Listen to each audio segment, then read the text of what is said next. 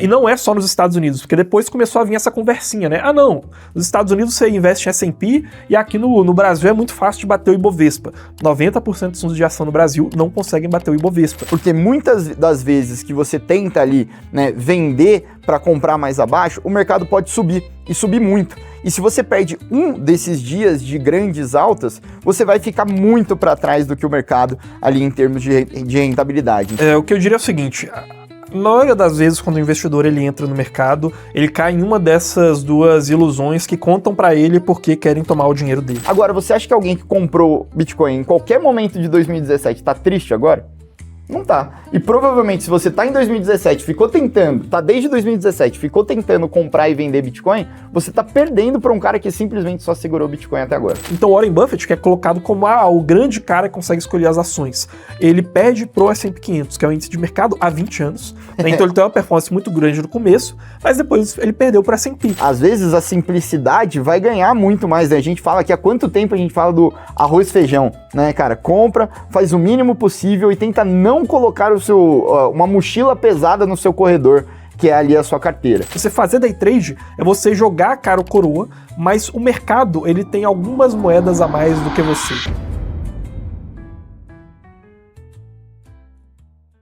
Muito bem, senhoras e senhores, sejam muito bem-vindos a mais um Mercúrios Cash, aqui o nosso segundo episódio desse podcast que a gente está montando aqui para falar um pouquinho mais sobre o mundo dos investimentos com vocês. E hoje nós vamos falar sobre os 5 erros que você provavelmente está cometendo nos seus investimentos e provavelmente não sabe. A gente pegou todo o estudo acadêmico e todo o estudo empírico que a gente tem aqui, da vivência que a gente já tem no mercado, analisando carteiras de investimento todos os dias, para pegar quais são os principais erros estratégicos que a gente vê no mercado, tanto de cripto quanto no mercado de investimentos global. Né? A gente tem uma frase muito famosa do autor Benjamin Graham, do autor do livro O Investidor Inteligente, no qual ele fala que provavelmente o maior inimigo do investidor é ele mesmo. Então a gente vai identificar quais são os vieses, quais são os ruídos e quais são os principais erros que os investidores cometem ao ter ali uma estratégia de investimento. Hoje, estou aqui com o Carlos Henrique, head ali da nossa parte global da Mercúrios, head da nossa consultoria macro que a gente está estruturando aqui. E hoje eu estou aqui com ele para falar um pouquinho mais sobre esses principais erros. A gente não vai falar só sobre erros no mercado de cripto, a gente sabe que muitos de vocês seguem a gente por causa disso, mas são erros mais conceituais mesmo de investimento. Aqui a gente está falando sobre erros que vão fazer completa diferença no processo de investimento que vocês têm na sua carteira. Então, por exemplo, muitas vezes as pessoas podem falar que ganharam dinheiro em um ano específico, apostando em alguma coisa, mas isso não necessariamente é um processo correto, porque se você mantiver essas apostas ano após ano, estatisticamente você não vai ter um resultado muito positivo. Então é sobre isso que a gente quer discutir hoje. Quais são as 5 principais coisas que no longo prazo vão fazer você perder dinheiro? Mas antes da gente começar, eu tô aqui só com o Carlos hoje, porque como a gente já falou aqui várias vezes, a gente está estruturando essa parte global, essa consultoria global aqui na Mercúrios. Então, o que a gente está preparando aqui para vocês? Essa semana o Carlos separou a semana inteira, livrou a agenda só para falar com vocês. Então, você tem alguma dúvida sobre a sua carteira de investimento, sobre a sua estratégia, entra no primeiro link da descrição, você vai se inscrever, colocar o seu e-mail e já vai ser redirecionado para o WhatsApp do Carlos, onde você vai poder conversar com ele e ele vai tirar suas principais dúvidas e dar uma consultoria gratuita para você, tá bom? Assim você vai poder entender um pouquinho mais do nosso trabalho e também pegar algumas dicas aí com o Carlos, certo? Certo, é isso. Cara, eu acho que essa consultoria global que a gente tá lançando, que eu espero que você aí que tá assistindo, e que eu não sei se eu vou olhar pra câmera ou pro Danilo agora, clique no primeiro link da descrição, ela vai ser importante, cara, porque eu tava pensando, no que eu ia falar enquanto você tava aí fazendo a sua introdução, que você teve muito mais tempo pra pensar do que eu, né? Mas eu acho que essa consultoria global, cara, ela vai ser um passo definidor na minha vida, vai ser um passo definidor na vida da Mercúrios, de todos os clientes da Mercúrios, e possivelmente também na vida de quem entrar para a consultoria global aí, e eu acho isso pelo seguinte, cara.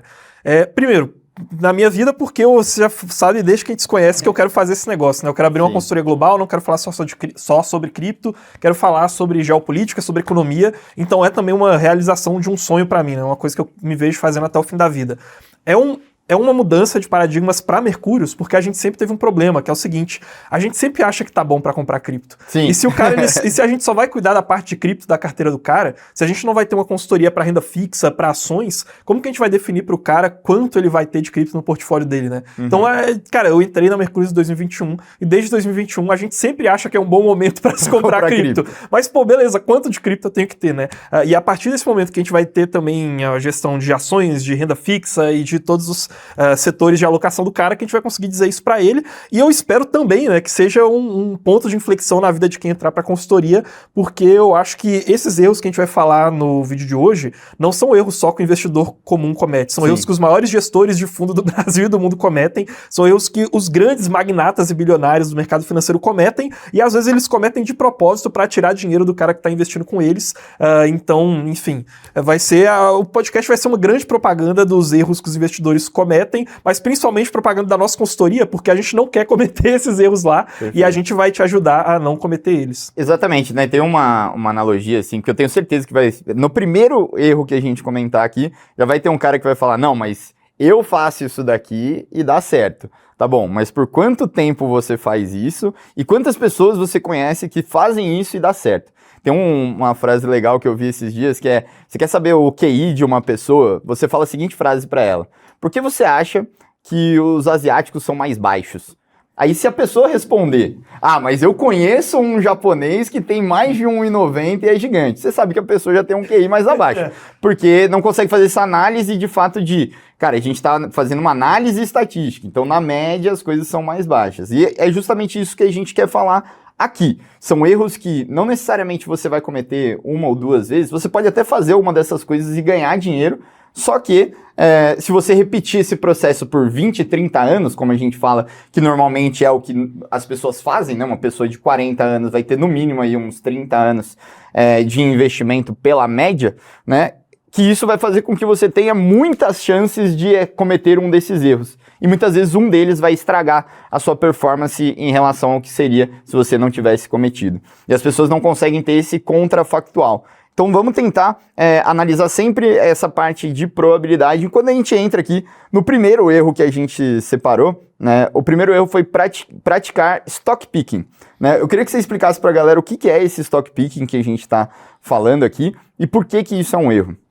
Tá, vamos lá. O stock picking é provavelmente a primeira filosofia de investimentos que boa parte dos investidores se depara quando começa a investir e que é basicamente você selecionar as melhores ações. Então o sujeito, via de regra, ele percebe que a poupança não está dando um rendimento muito legal, ele assiste algum vídeo do Primo Rico, lê algum livro do Warren Buffett e fala, cara, eu quero fazer a mesma coisa que o Warren Buffett faz, e ele investe por meio de uma filosofia de investimentos, de tentar comprar ações baratas, e aí nessa o cara começa a abrir sites com estatísticas de ações e ver os múltiplos das ações, e aí ele vai olhar para a análise de qual é a ação que está mais barata em comparação ao seu próprio lucro, qual empresa está menos alavancada, e selecionar as melhores ações, tá? Então, stock picking, ele é nada mais nada menos do que você tentar encontrar as melhores ações das várias que estão listadas, seja aqui no Brasil, seja nos Estados Unidos, tá? E ele é um erro porque os investidores não conseguem fazer isso, tá? E não só os investidores, como os grandes fundos de investimento a longo prazo, eles não conseguem selecionar as melhores ações do mercado e não conseguem, via de regra, porque aquele preço que está contido nas ações, ele é mais ou menos uma média ou então um bom chute do preço que aquela ação teria computando as informações que estão publicamente disponíveis no mercado. Tá? Então, se você está vendo uma notícia no site do Infomoney ou do Valor Econômico ou um vídeo do seu youtuber favorito, aquela notícia muito provavelmente já está no preço da ação. Tá? Então, se aquela ação está ali sendo negociada por R$20, significa que essa é mais ou menos uma média das estimativas do mercado e você não vai consistentemente conseguir acertar estimativas melhores do que o mercado. Tanto é que 90% dos fundos que escolhem ações, seja aqui no Brasil, seja nos Estados Unidos, em um prazo maior do que 20 anos, acabam perdendo para o índice do mercado, que é só uma cesta de ações em que você escolhe ações de acordo com o tamanho que ela tem no mercado, né, com índices de mercado. Exatamente. Existe até um estudo que mostra que quando você pega a média e a mediana, né, das performances de ações, elas são muito diferentes, né? Hoje, o que isso significa?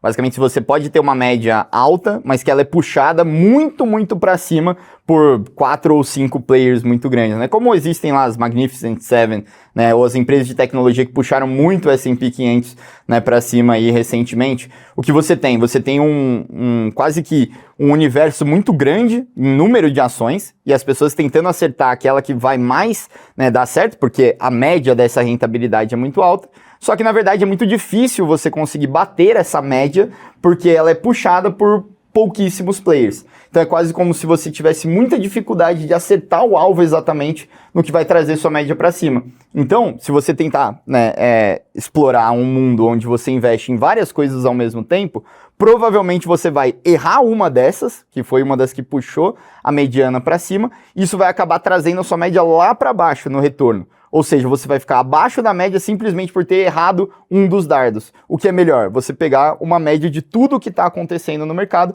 como fazem os índices, por exemplo. Exato. Acho que a maioria das pessoas elas não sabem o que é média e mediana. A maioria dos investidores não conseguem perceber a diferença entre essas duas coisas. Bom, vou tentar te relembrar aí as suas aulas de introdução à estatística lá da FEA, né? Mas você tem 50 valores diferentes, ou melhor, 101 valores diferentes, aquele que está na posição 51, ele representa a mediana, né? Então você tem a performance de várias ações, de 101 ações, aquela que está na posição 51, exatamente no meio tem a performance mediana. Só que a performance média, que é você somar os valores das performances de cada uma dessas ações e dividir por 101, ela é muito maior do que a performance na mediana. Ou seja, você tem uma curva de distribuição de ações em que do lado perdedor tem muito mais ações concentradas do que no lado vencedor. Não é uma distribuição igual, né? Você não tem uma chance igual de descobrir uma empresa que vai dar muito certo do que de descobrir uma empresa que vai à falência. Tá? Tem muito mais chance de você achar uma empresa que vai à falência do que uma empresa que vai dar muito certo, né? Mais ou menos o seguinte, imagina que você tem 10 pessoas aqui, né, nessa sala, e aí 9 delas têm um triciclo e uma delas tem uma Ferrari. Se você pegar a mediana, a distribuição ali, né, a mediana do valor de cada um dos veículos dessas pessoas vai ser o valor de um triciclo, né? Vai ser o que está ali no meio. Enquanto que a média provavelmente vai ser o valor de um carro popular. Só que se você falar, então eu vou escolher qualquer uma dessas aqui aleatoriamente e eu vou ter uma chance muito grande de achar um carro popular. Não, a sua chance muito grande vai ser de achar um triciclo, entendeu? Então o mais correto seria você investir em todos eles de acordo com a proporção de valor de cada um, porque aí você vai ter um retorno médio de um carro popular, partindo do pressuposto que você não tem como descobrir daquelas ali qual que vai ser a Ferrari, né? Porque o que importa não é quem é a Ferrari hoje, o que importa é você tem vários triciclos e algum desses, eu não sei como, não me pergunte, porque eu não pensei no começo dessa analogia, mas um deles vai virar uma Ferrari. E aí você não tem como saber qual deles vai virar a Ferrari. Exatamente, você só compra tudo e espera um dos triciclos virar uma Ferrari. Na média você vai ter uma rentabilidade um pouco menor do que se você tivesse acertado exatamente o triciclo, só que daqui, se você ficar 3 anos tentando acertar o triciclo específico, provavelmente uma das vezes você vai errar qual é o triciclo que vai se valorizar bastante e o mercado vai ter uma performance maior do que você, né? Muito se fala que isso se dá também em proporção do número do quantidade de informação que a gente tem sobre o mercado, né? Que é basicamente o quão assimétrico aquele mercado é. E você tem uma noção de que, as pessoas investem no mercado de ações há mais de 100 anos aí. Então, basicamente, você tem mecanismos muito profissionais de investimento em ações, né? Muita gente olhando para aquele mercado há muito tempo, fazendo sempre as mesmas coisas, então a chance de ter uma informação que ninguém está vendo é muito pequena. Só que você acha que esse é o principal ponto de que stock picking não funciona por todo mundo ter essas informações, estar olhando para isso há muito tempo, ou é alguma incapacidade e imprevisibilidade do mercado? É porque tem muita gente olhando para essas informações há muito tempo, né? Porque teoricamente você é capaz de fazer previsões, mas qual que é o problema?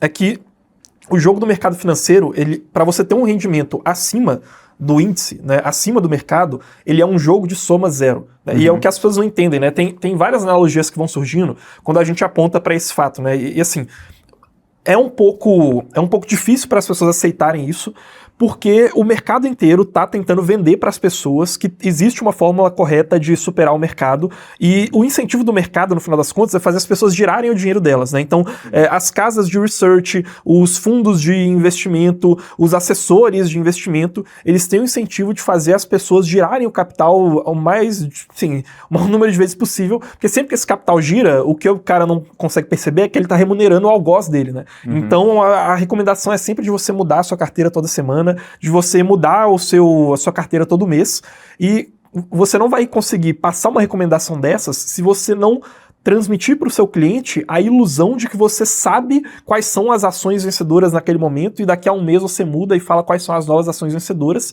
Então, pelo fato do mercado ter esse incentivo para tirar o dinheiro dos investidores, as pessoas, elas são criadas a vida inteira no mercado financeiro, vendo vídeos e livros e conteúdos, todos eles confirmando a mesma coisa, de que você tem a capacidade de escolher qual é a ação vencedora, né? Mas você não consegue, porque as informações do mercado, elas meio que já estão contidas no preço daquela ação, né? Se você não tivesse tantas pessoas investindo no mercado financeiro, se você não tivesse tantos fundos de investimento, tantas pessoas tentando adivinhar a ação certa, né? Se só você tivesse acesso àquela informação, aí de fato você conseguiria fazer uma dessas previsões. O problema é que, primeiro, o investidor pessoa física, ele não vai conseguir fazer isso, porque aquela matéria que está lá no site do Infomoney todo mundo já viu. Então ele não tem acesso a uma informação privilegiada. E o segundo ponto é que mesmo o cara, que ele é um dono de um grande fundo de investimentos, ele não consegue consistentemente ter acesso a informações que vencem o mercado. E tem um problema maior, né, que eu fui pensando nisso ao longo do tempo. Eu falei, cara, será que então é um mau negócio você ser um gestor de fundo de ações, por exemplo? Porque eu conheço vários caras que são gestores de fundos de ações, e o que eles têm em comum é que todos eles são muito mais inteligentes do que eu, né? O cara, às vezes, ele é formado no ITA, é formado na Poli-USP e tal, foi fazer um MBA em Harvard. E, na verdade, eu cheguei à conclusão que é uma espécie de desalinhamento de interesses, né? Porque quando a gente olha para os estudos da Spiva, por exemplo, que faz os relatórios anuais, né, fazendo esses cálculos, eles mostram claramente, cara, ao longo de um período de 15, 20 anos, 90% dos fundos de investimento, com esses grandes gestores, com esses grandes gênios, eles não conseguem superar o índice de mercado, né? E não é só nos Estados Unidos, porque depois começou a vir essa conversinha, né? Não, nos Estados Unidos você investe em S&P, e aqui no Brasil é muito fácil de bater o Ibovespa. 90% dos fundos de ação no Brasil não conseguem bater o Ibovespa. O problema é que esse cara, que é o investidor ou melhor, que é o gestor de fundo de ações, ele, na verdade, só precisa acertar uma vez, né? Se ele acerta uma vez, ele tá ali com todo aquele capital, tá arriscando todo aquele capital. Se ele acerta uma vez, esse cara vai ter um bônus ali de 10, 15 milhões, que ele resolveu a vida dele. Sim. Então, para ele, tanto faz que a estratégia dele para daqui a 30 anos não vai ter batido o mercado. Ele só precisa ficar apostando toda hora na roleta russa, e se uma hora ali der certo, ele embolsa essa grana, e depois, beleza, ele vai ficar ali continuando brincando, ver se ele vai ter a sorte de acertar mais uma vez, mas ele só precisa acertar uma inconsistência, entendeu? E principalmente porque, a gente até vai comentar isso mais pra frente, né, nos erros, mas porque as pessoas vão olhar para erros passados, aliás, para acertos passados, para decidir com quem que eles vão deixar o dinheiro. O que não necessariamente é verdade, né? Quando você olhar para vamos selecionar um fundo de investimento pra gente investir, ou seja, a gente vai selecionar uma pessoa que vai ficar com o nosso dinheiro e investir pra gente. O que as pessoas olham para tomar essa decisão? A performance passada. Né? E não necessariamente um gestor que teve uma performance passada muito, muito boa vai ter uma performance futura muito boa. Esse é acho que o terceiro erro que a gente selecionou, a gente já vai falar mais sobre isso. Só que o que eu queria falar é se você acha que essa história, você falou do S&P pro Ibovespa, né? Você já falou, beleza, pro Ibovespa também não funciona, os gestores também normalmente não conseguem bater num espaço de tempo muito longo esse índice. Mas e se você for para mercados cada vez mais assimétricos, em que você tem mais assimetria de informação? Ou seja, por exemplo, cripto, né? Muita gente que está assistindo a gente vai estar ali mais ciente sobre o mercado de cripto. O mercado de cripto é um mercado super novo, ninguém sabe quais vão ser os vencedores, aparentemente, né, Bitcoin é um dos vencedores, mas os outros ainda são todos triciclos, né, na sua analogia, nenhum virou uma Ferrari como é o Bitcoin. Então, será que vale a pena, nesses casos de mercados muito, muito novos, fazer esse stock picking ou ainda não?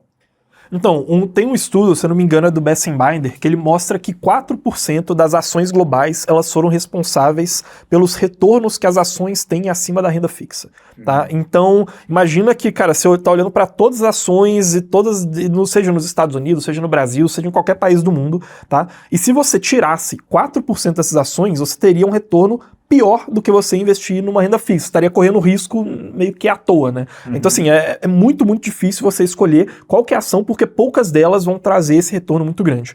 Aí fica a pergunta, tá? Já que no mercado de ações a gente não consegue descobrir quais são essas ações, será que no mercado de cripto, como tem menos gente participando, a gente consegue descobrir? E a minha resposta é, não tem como a gente saber nesse momento, tá? Porque o mercado de cripto ele é muito novo. O mercado de cripto, ele surgiu em 2009 com o Bitcoin, em 2015 veio o Ethereum, e a maioria das criptos que existem hoje foram criadas de 2021 para cá, tá? Em 2021 surgiram várias ali também para concorrer com o Ethereum, protocolos de DeFi. Então de 2019, 2021 para cá surgiram a maioria. Então é um histórico muito baixo. Não tem como a gente fazer um estudo desses, tá? Então acho que a gente tem que ir para um lado mais filosófico assim para poder debater isso. O que é que eu tenho chegado à conclusão, tá? Antigamente eu achava que cripto ele seria uma parte do portfólio dos clientes, né? Então você vai ter uma fatia dos seus investimentos que vai estar em renda fixa, uma fatia dos seus investimentos que vai estar em ações, eventualmente ações no Brasil, talvez um índice específico, ações pagadoras de dividendos, uma fatia que vai estar em ações nos Estados Unidos, uma fatia em ouro e uma fatia ali vai estar em cripto, tá? Hoje eu acho que não vai ser mais assim. Eu acho que é questão de tempo até os ativos que estão em cripto, eles cada um irem achando os seus próprios setores. Eu acho que o mercado de cripto, ele não é inovador o suficiente na forma como os ativos de cripto capturam valor para ele se tornar uma classe de ativos separada. Entendi. Eu acho que cada uma dessas criptos, ela vai se encaixar em uma das classes de ativos que já existem. Né? Então, o Bitcoin, por exemplo, eu acho que eventualmente ele vai acabar entrando no mesmo setor que o ouro, como uma reserva de valor, apesar de que eu tenho ainda alguns questionamentos se Bitcoin ele tem que ter uma parcela separada do portfólio ou se ele tem que estar junto com ouro, tá? Eu acho que ele, por enquanto, tem que ser uma fatia separada, mas a longo prazo ele vai se juntar com ouro. E as altcoins, eu acho que elas tendem a se tornar uma fatia específica do mercado de ações, que são ações de baixa capitalização e focadas em crescimento, né, que é o Small Cap Growth, ações pequenas e que são negociadas por um múltiplo muito alto, elas são muito caras em comparação às receitas que elas geram. Por exemplo, ações de biotecnologia, semicondutores, carros elétricos, inteligência artificial. Eu acho que altcoins, elas vão ter que virar empresas, entendeu? Sim. E vão estar nessa fatia. Então, se você só deveria ter altcoins no seu portfólio, se você teria uma fatia de small cap growth, na minha visão hoje, entendeu? Então, você acha que assim, o ponto central desse primeiro erro, e até tentando pensar em alguma sugestão para quem está vendo esse podcast, seria que o mercado ele já recompensa os vencedores. Então, se você está exposto ao mercado inteiro, você provavelmente vai pegar, né, aquele vencedor. Certamente vai pegar. Você certamente vai pegar, porque você está investindo em absolutamente tudo. E isso, no longo prazo, vai ser melhor você pegar esse vencedor, mesmo que com alguma sujeira, né, daqueles perdedores, do que você, de fato, tentar eliminar esses perdedores para tentar acertar na mosca esse um vencedor. E de novo, assim, né, aquele negócio que eu falei sobre o jogo de soma zero. As pessoas podem pensar assim, pô, então é só eu escolher o melhor gestor de fundos de todos. Né? O problema é que esse gestor, ele só vai ganhar dinheiro se ele vencer de outro gestor. E todos eles são muito bons, então não é igual você pensar, se eu te falasse assim, cara, 90% dos médicos são ruins, você tem que escolher os 10% melhores. E aí você consegue racionalmente escolher qual é o melhor médico. Porque o médico, para ele estar entre os melhores, ele não está competindo com os outros médicos, ele só precisa cumprir a função dele muito bem. O gestor de fundos, né, você tem uma média do mercado, e obviamente não tem como todo mundo estar acima da média, né? Então uma pesquisa que fizeram, foram perguntar para as pessoas se elas achavam que elas dirigiam melhor do que a média, e 80% acham que dirigem melhor do que a média, né? Não tem como, só metade delas pode dirigir melhor do que a média. Então, como nesse caso existe um jogo de soma zero, os gestores eles estão competindo entre si e não tem como um deles se manter ganhando consistentemente acima da média do mercado, né? E é muito importante isso ficar claro, porque assim, as pessoas elas vão olhar isso e elas vão falar, não, mas eu conheço um cara que conseguiu acertar uma ação. Você não está olhando para a performance dele ao longo de 20 anos, entendeu? E você está competindo e você está olhando para gestores que eles têm todo tipo de PhD, todo tipo de formação internacional, são formados nas melhores faculdades e eles, depois de 30 anos, 90% 100% não consegue vencer o mercado, e se você estende esse prazo, aí 100% deles não conseguem vencer o mercado, entendeu? Estatisticamente. E, cara, com cripto, eu acho que, por um lado, a gente pode dar uma colher de chá, porque como é um setor muito novo, talvez você possa falar o seguinte, cara, se você tentar fazer stock picking em ações, existe 100% de certeza que no longo prazo você vai errar. Em cripto, pelo menos a gente não tem certeza que você vai errar, porque o mercado ele é muito novo. Não tem como eu pegar um histórico e te comprovar que todo mundo que tenta escolher as melhores criptos vai acabar saindo perdendo no final, tá? Racionalmente falando, o que eu vejo é que faz sentido, talvez, você ter uma parcela investida em Bitcoin, e que esse Bitcoin, ele a longo prazo, tende a se igualar em termos de qual é o setor de alocação dele em comparação ao ouro, né? Então ele tende a entrar no mesmo arcabouço do ouro. E as altcoins, eu acho que são dois possíveis motivos. Ou você quer investir uma fatia do seu portfólio em small cap growth, em startups de alto crescimento e de baixa capitalização de mercado, tá? E aí você deveria investir não só em altcoins, mas também em algumas outras small caps e eventualmente com um ETF de small caps, se isso fizer sentido dentro do seu portfólio.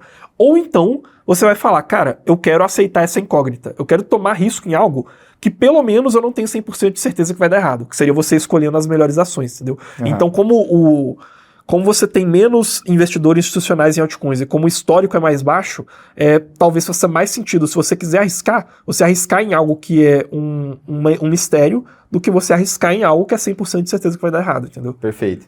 E assim, muito relacionado a esse primeiro erro, né, que de fazer essa seleção de ações ou seleção de cripto, a gente vem para o segundo erro que a gente queria discutir aqui, que é não fazer market timing, né? Market timing, para quem não sabe aí, tá assistindo a gente aí, é basicamente você tentar acertar exatamente em qual momento nós estamos. Ou seja, o cara, né, em cripto ou em ações é muito comum isso. Agora o mercado está caindo, então eu acho que ele vai cair mais. Vou vender tudo que eu tenho para recomprar mais abaixo. A ideia parece ser muito simples, né? Você sempre tentar comprar cada vez mais baixo e vender, né, cada vez mais acima. Qual que é o problema disso, né? Algo que pode ser comprovado é que o mercado de fato é cíclico, né? Grande teoria lá da Howard Marks que os mercados são cíclicos. Beleza, show de bola, todo mundo concorda com isso. Qual o problema? O problema é que os ciclos só podem ser identificados quando você olha para trás, né? E o risco de você perder uma alta, por exemplo, ele é muito maior, o custo de oportunidade de você perder uma alta, ele é muito maior do que você ficar realmente conseguindo acertar cada um dos pontos. Vou dar um estudo aqui, que é um estudo da Fidelity, que é extremamente famoso, né? A Fidelity, para quem não sabe, aí, é um dos maiores gestores de recursos do mundo, pegou e analisou a carteira de todos os clientes nos últimos 50 anos. Tá? Ou seja, milhares e milhares de clientes fazendo milhões de operações ali todo ano. E vamos pegar as carteiras individualmente, vamos ver quais são as principais, quais tiveram os principais retornos. Qual foi a surpresa? Quando eles começaram a analisar e separar essas carteiras por performance, aquelas que tiveram a maior performance foi justamente de clientes que ou esqueceram que tinham investimentos, né, trocaram de emprego, deixaram ali o dinheiro na Fidelity, ou morreram e esqueceram, né, de avisar alguém da família para tirar o dinheiro de lá. Ou seja, eles simplesmente surfaram sem mexer em absolutamente nada na carteira e tiveram uma performance muito maior do que aquelas pessoas que tiveram essa ilusão de controle de comprar, né, tentar comprar abaixo e vender mais acima. Isso por quê? Porque muitas das vezes que você tenta ali, né, vender para comprar mais abaixo, o mercado pode subir, e subir muito. E se você perde um desses dias de grandes altas, você vai ficar muito para trás do que o mercado ali em termos de rentabilidade. Então a gente acha que o principal, e eu acho que esse sim é o erro mais frequente que eu vejo, principalmente quando eu vejo investidores de cripto, é isso, deles tentarem acertar exatamente o momento do ciclo de mercado para tentar comprar e vender. Esse é o mais clássico que a gente tem, principalmente quando a gente começa a analisar análise gráfica, esse tipo de conteúdo, né? A gente vê que muita gente acaba perdendo muito dinheiro, ou então perdendo pro mercado, né? Realizando esse tipo de erro. Então, não tente acertar o timing de mercado, pelo amor de Deus. Essas são as duas maiores mentiras do mercado, tá? O que eu diria é o seguinte, A maioria das vezes, quando o investidor ele entra no mercado, ele cai em uma dessas duas ilusões que contam para ele porque querem tomar o dinheiro dele. A primeira dessas ilusões é fazer ele acreditar que ele consegue escolher as melhores ações. Eventualmente, ele vai descobrir que ele não consegue fazer isso. E aí ele vai cair na segunda ilusão, que é achar que ele é capaz de prever quando vai acontecer uma crise econômica ou então quando vai acontecer uma euforia de mercado. Porque o sujeito ele começa a tentar escolher, será que eu vou investir em Petrobras? Ou será que eu vou investir em Ambipar? Ou será que eu vou investir em Apple ou em Microsoft?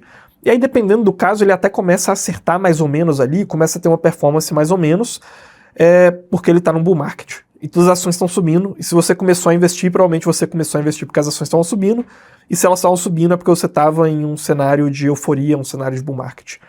E aí ele começa a perceber que uma dessas ações está caindo, e aí a outra também está caindo, ele tenta trocar de ações e ele percebe que todas elas estão caindo ao mesmo tempo.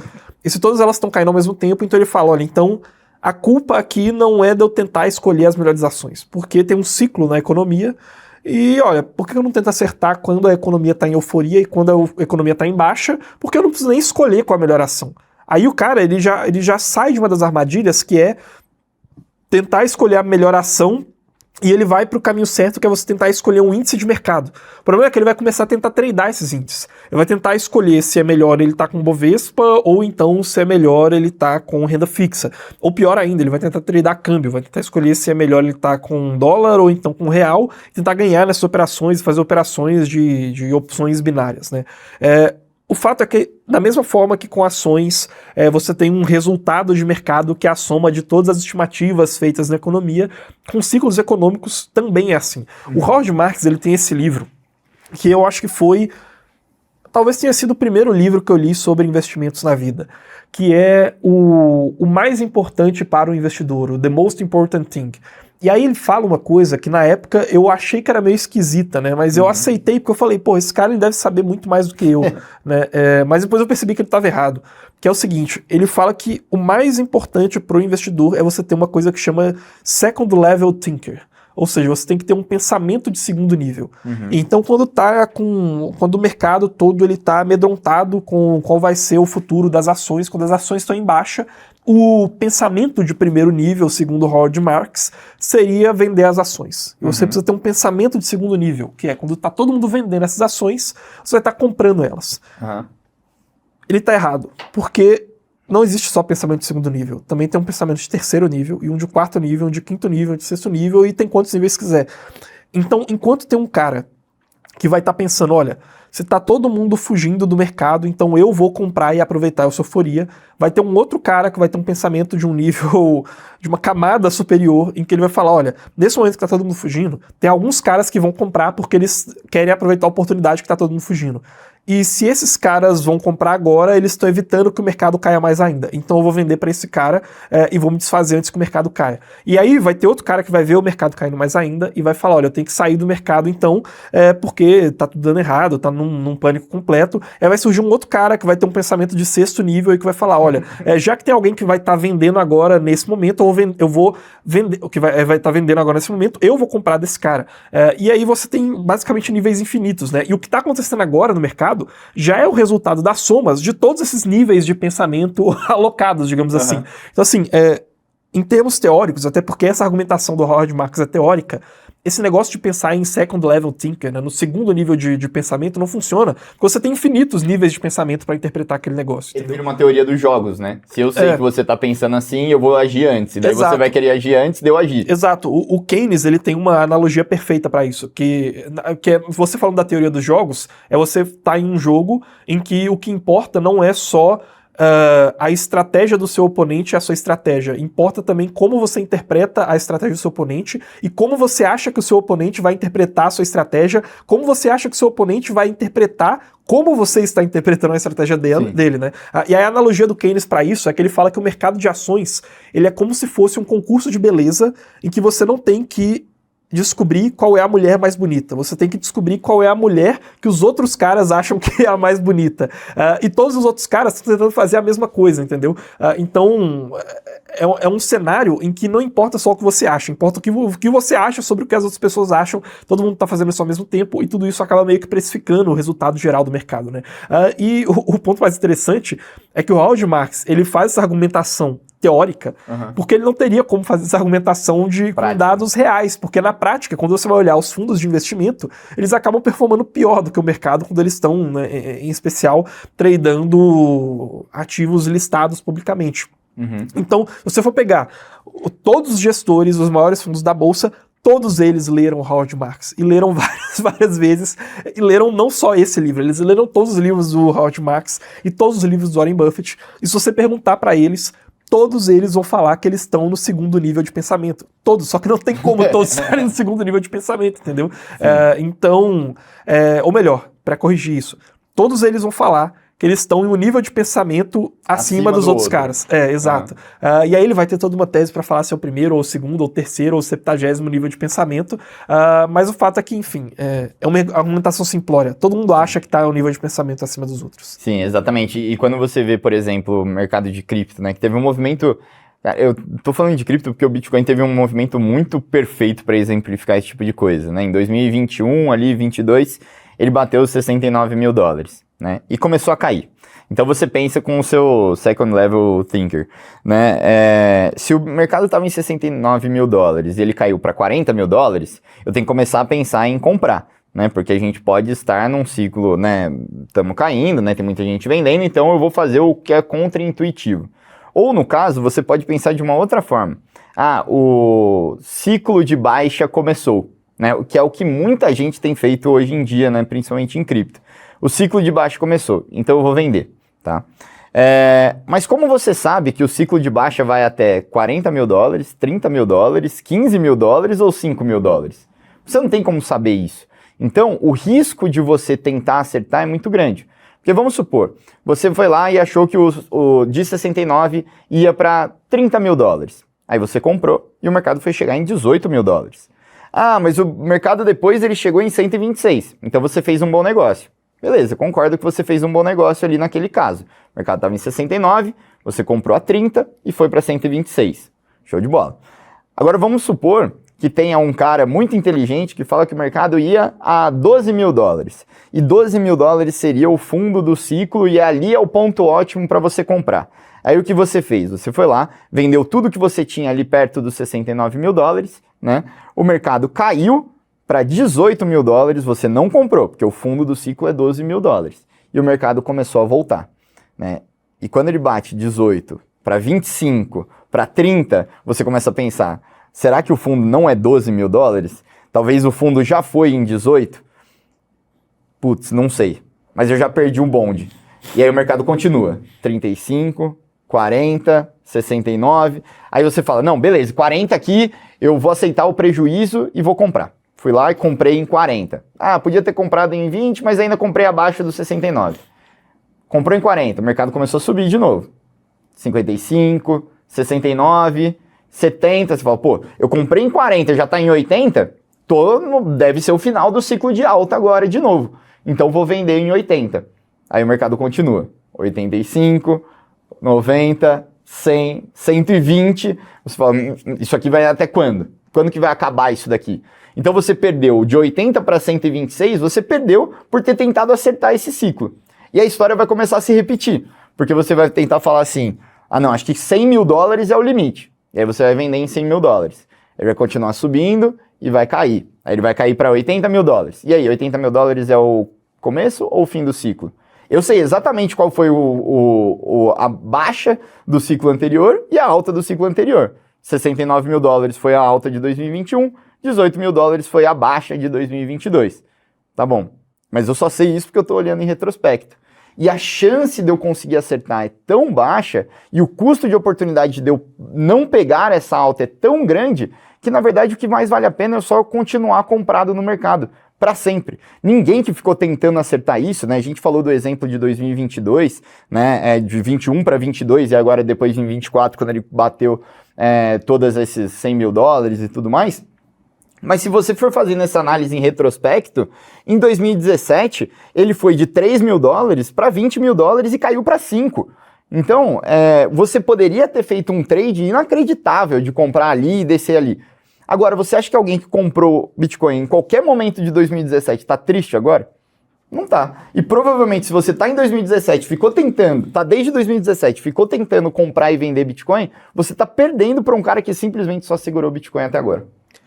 E o mercado de cripto em 2025 provavelmente deu a maior lição de como essa ideia de tentar achar que você é o cara que tem um pensamento de segundo nível não funciona. Porque o que aconteceu é o seguinte, né? Como que as pessoas que se achavam aquelas que tinham o pensamento de segundo nível raciocinaram? Olha, o pensamento de segundo nível é o seguinte: quando tá subindo, a sardinhada vai comprar, e quando tá caindo, a sardinhada vai vender. E aí, como eu sou muito mais inteligente que essas pessoas, como eu sei do ciclo de 4 anos, então eu vou vender em dezembro de 2025, que é o último ciclo de alta desse ciclo de 4 anos, e aí vai começar a cair em 2026, e aí as pessoas vão se desesperar e elas vão vender, e aí eu vou comprar de novo em 2027. O problema é que alguém antes dessa pessoa pensou, olha, esse sujeito ele vai começar a vender em dezembro, então eu vou começar a vender um pouco antes, e o Bitcoin começou a cair antes. E a parte mais engraçada dessa brincadeira é que não tinha como você prever quantos mais sujeitos estariam prevendo o que esse outro cara ia fazer antes dele. Então poderia, na prática, ter caído a qualquer momento. Não teria como a gente prever isso. E é por isso que essas previsões macroeconômicas, elas rigorosamente e consistentemente erram, sabe? Pega o Boletim Focus, por exemplo, que é a previsão para onde vai estar o real e o dólar no final do ano. Ou então pega as previsões que o mercado faz para quando recessões vão acontecer, né? Com indicadores de recessão, como, por exemplo, a inversão e desinversão da curva de juros. Ou então, por exemplo, olha para as expectativas de quais vão ser as ações do Fed, né? Eles erram. Pega os relatórios, olha, grandes casos de análise, pode ser a BlackRock, pode ser o seu gestor preferido, e aí olha todas as análises que ele fez, mas não adianta uma vez só, tem que pegar ao longo de algum tempo, mas no agregado dá pra até você pegar uma vez só, porque vai dar erro do mesmo jeito. E aí você vai olhando e fala, olha, onde que esse cara achava que ia estar a inflação, ou o que ele achava que o Fed ia fazer, como é libertador poder falar isso no YouTube, né? Porque o que todo mundo quer que a gente faça é olhar para o que o Fed está fazendo e falar, olha, com base no que o Fed está fazendo hoje, será que é melhor eu ter uma alocação que vai ser de mais risco ou menos risco? É o que eu falo, o que o Fed vai fazer amanhã não interessa, sabe? Aonde está a inflação dos Estados Unidos hoje não interessa. Aonde está o índice de desemprego dos Estados Unidos hoje não vai afetar o seu portfólio. Isso não tem que afetar a sua carteira de investimentos, porque você não consegue prever, olhando para esses dados, se vai ou não acontecer uma recessão. E aí, né, isso... Sim, sempre tem uma capa no YouTube, até as minhas também, e eu faço isso porque as pessoas dão clique, né? Mas os meus conteúdos são diferentes, mas sempre tem uma capa no YouTube com ele está prevendo a próxima crise de 2008. E aí vai ter uma foto de algum chinês lá que você nunca viu na vida, ou então do Michael Burry lá, que é o que previu a crise de 2008. Isso é inacreditável, né? O Michael Burry, assim, ele previu a próxima queda. Tá bom, ele acertou a de 2008, mas ele errou todos os outros anos. Das últimas 2 crises que aconteceram, ele acertou as 37. Porque ele em 2008 está falando, vai cair o mercado, e aí chegou na pandemia, de fato caiu, e ele continua falando que vai cair o mercado, e se você tivesse seguido o que esse cara falou, que é o cara que acertou que ia ter a crise de 2008, você teria perdido muito dinheiro, e provavelmente, se você tivesse lá no fundo dele, você teria, nesse momento, perdido para o mercado. Mesmo que você tivesse acertado a crise de 2008, porque de 2008 até hoje, que foi o período que teve o maior mercado de alta da história dos Estados Unidos, né, que foi com as ações de tecnologia. Então ali, beleza, aconteceu a crise de 2008, mas em 2007 foi lançado o iPhone. Então, nos anos seguintes, você começa a ter uma explosão de mobile, redes sociais se valorizando de maneira absurda, e aí depois você tem a pandemia e tudo aquilo, essas redes sociais e essas empresas de tecnologia vão se valorizando cada vez mais, e se você tivesse seguido o Michael Burry, você teria uma performance pior do que o S&P 500 hoje, mesmo tendo acertado o raio da crise de 2008. Tem um estudo muito legal que é de um cara chamado Barber e outro que chama Odin, eu acho, se não me engano. São dois professores de Berkeley, na Califórnia, e eles pegam assim, uma cacetada de análise, seja de casa de research, gestoras, cartas de bancos e etc. E eles pegam todas essas e analisam de 2000 a 2013 como foi a performance e a taxa de acerto de cada uma dessas análises. a taxa de acerto foi de 46%. Ou seja, se você perguntar para mim e eu jogar uma moeda para cima, a chance é maior de eu acertar jogando a moeda do que realmente analisando cada uma das casas de análise, de gestoras e fundos de investimento, bancos, sobre qualquer coisa que aconteceu entre 2000 e 2013. Então é um estudo muito interessante para você ver como você não pode usar essa desculpa dos ciclos de mercado, que apesar de ser muito atrativa, né? Olha aqui como o mercado se comporta de maneira cíclica. Agora é só eu conseguir acertar esse ciclo daqui em diante. Beleza, é só você conseguir fazer a coisa mais difícil de todos os tempos da última semana que você consegue ter uma performance acima da média. Mas deixa eu te falar, se você tentar fazer a coisa mais difícil do mundo todo santo dia, a maior parte dos dias você não vai conseguir. Tem um estudo do CXO Advisory Group, em que eles selecionaram mais ou menos 6 mil previsões diferentes de 68 gurus do mercado. Só que tem uma questão, só valiam previsões públicas. Tá. Então eles pegavam, esse cara é muito famoso, ele fala na TV, ou ele tem um blog, ou ele faz vídeos na internet. Eles pegaram previsões de 68 gurus do mercado de 2005 até 2012. E eles acertavam mais ou menos isso aí, um pouco menos de 50% das vezes, né? Então era mais ou menos uns 45%, 44% das vezes, esses caras acertavam as previsões, né? E aí, os caras ligaram para o estudo, falaram, não, mas tem essas previsões que eu não falei em público, que eu fiz também, essa que eu acertei, mas, enfim, eles não conseguiram acertar a previsão. E com o ciclo de mercado, assim... às vezes a coisa é ainda pior, né? Tanto o stock picking quanto tentar acertar o ciclo de mercado podem ser muito desastrosos, né? O problema do stock picking, eu tenho dúvida sobre qual que é pior, né? O problema do stock picking é que se você escolhe poucas empresas aleatoriamente, a maior chance, né? Por exemplo, você escolheu 10 empresas ou 15 empresas, tem uma chance muito, muito grande de você ter uma performance abaixo do mercado, porque você tem no universo de milhares de empresas só uns 4% que vão dar aquele retorno acima da renda fixa, né? Então, esse é o problema. Agora, quando você está fazendo o timing de mercado, tem um problema que ele é de uma natureza diferente, que é o seguinte, é o cara tentar tradear com todo o capital dele. Então você fala, cara, já que eu tô em baixa, eu vou vender tudo, já que eu tô no mercado de baixa e já que o negócio... Ou então, na verdade, os caras, assim, tem desculpas ruins para todos os gostos, né? É um self-service. Mas o cara ele pode justificar de duas maneiras. Nós estamos em um mercado de baixa, logo vai cair mais. Ou então subiu muito, mas é porque agora a gente tá no pico. Então daqui pra frente é só ladeira abaixo. Então eu vou vender. E aí é interessante, né? Pode ser que você olhe pros últimos 6 meses e tenha subido muito, ou tenha caído muito, e aí vão ter tipos de gurus diferentes, aqueles falando que tá caindo porque é um mercado de baixa, então é hora de vender, e aí confirmou porque você chegou em tal suporte do mercado, e aqueles que falam, olha, já subiu tanto, agora só tem como cair. E eles vão falar que como subiu muito, você vai ter que vender. E obviamente os dois tipos de respostas existem, porque nenhuma das duas tá certa, né? Se uma só delas estivesse certa, só ela existiria. E ela já teria sido precificada, né? E aí deixaria de estar certa e toda aquela história. Mas o fato é esse, né? O grande perigo de você tentar acertar o timing de mercado é você tentar tradear com todo o seu capital. E tem um estudo muito interessante também que foi feito, e que ele demonstra que os investidores, eles tendem a ter um viés de alocação dependendo do momento que ele começou a investir. Então vamos supor que você é um cara que lá na época da crise de 2008, você tinha seus 25 anos, você tinha recebido o seu primeiro salário grande, e aí em 2007 você começou a investir muito. Em 2008, logo no começo, quando você começou a investir, teve uma queda gigantesca, tá? E aí, agora vamos pensar em outro cara, que ele começou a investir muito, ele recebeu o primeiro salário, e ele fez um grande aporte em 2009, sabe? Antes do grande bull market.